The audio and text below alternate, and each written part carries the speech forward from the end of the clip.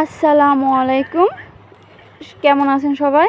আজকে আমি তৈরি করব ঘরোয়া পদ্ধতিতে দই তৈরি করার জন্য প্রথমে নিতে হবে দুধ। আমি এখানে 2.5 লিটার দুধ নিয়েছি, সেটা ভালোভাবে জাল করে নিচ্ছি। জাল করতে করতে আমার যতটুকু পরিমাণ দুধ আছে সেটা 4 ভাগে 3 ভাগ করে নিব। 3 ভাগ করার পরে আমি আলাদা পাত্রে একটু দুধ উঠিয়ে রাখলাম। এখন আমার ক্যারামেল তৈরি করতে হবে। ক্যারামেল তৈরি করা হচ্ছে দুধটা লালচে ভাব আনার জন্য। এতে দইটা আমার সুন্দর একটা কালারিং আসবে। ক্যারামেলটা তৈরি করা হয়ে গেছে। এখন দুধের মধ্যে ঢেলে ভালোভাবে মিশিয়ে নিতে হবে। আমি দই বীজটা আগেই একটা ছাঁকনিতে রেখে দিয়েছিলাম যাতে দই বীজের পানিটা নিচে পড়ে যায়। এখন দই বীজটা ভালোভাবে ফাটিয়ে নিব। এখন আমি যে দুধটা আগে গরম করে রেখেছিলাম সেটা আঙুল দিয়ে দেখব আমার হাতে গরম সহ্য হয় কিনা। যদি সহ্য হয় তাহলে দই বীজটা ভালোভাবে দুধের সাথে মিশিয়ে রেখে দিব।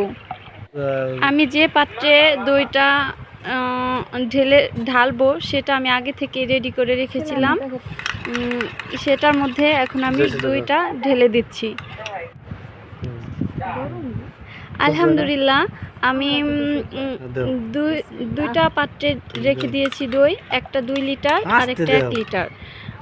তো আমার 2.5 কেজি দুধে যদি 3 লিটার দই হয় তাহলে তো ভালোই। আমি ভালোভাবে পাত্রে দইটা ঢেলে নিয়েছি। এখন দইটা জমানোর জন্য আমাকে একটা গরম জায়গা লাগবে, বেশি গরম না আবার ঠান্ডাও না। তো সে জায়গায় দইটা ভালোভাবে বসিয়ে ঢেকে রাখবো। ঢেকে রাখার পরে আমি সকালে ঘুম থেকে উঠে দইটা ঘুষিয়েছি। এখন দেখি আলহামদুলিল্লাহ দইটা খুব ভালোভাবে হয়ে গেছে। তো আমি ফ্রিজে রেখে দিয়েছি। আপনারা যে দুইটা হাঁড়ি দেখেছিলেন সেখানে একটা হাঁড়ি বড়টা আমার ভাই আগেই অর্ধেক শেষ করে ফেলেছে, ছোটটা আছে। তো আলহামদুলিল্লাহ আমার ভাইয়া যেহেতু পছন্দ করেছে সেহেতু ভালোই হয়েছে।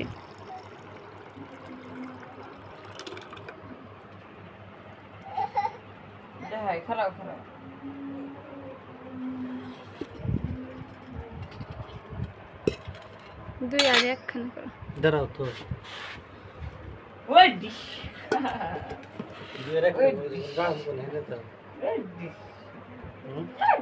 ওই জিনিসের তলে, ওই টেবিলের তলে। ওটা ভাড়া দেবা? ভাড়া দিয়ে হালকা লাগছে না।